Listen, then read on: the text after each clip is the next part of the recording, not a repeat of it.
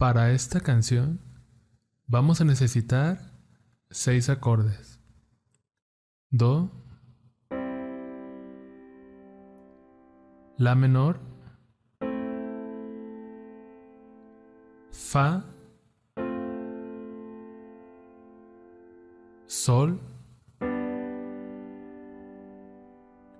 Re menor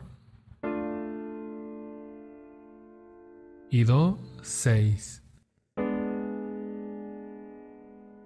A continuación, la tocaré un poco más lento y de una manera más clara.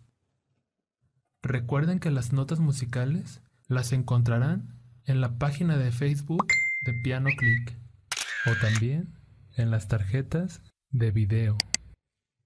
Los espero en el segundo canal para que vean este video, pero en versión Synthesia.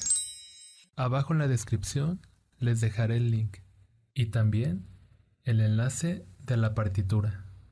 Pero por si fuera poco, también el tutorial de guitarra. Bueno, eso sería todo y hasta la próxima.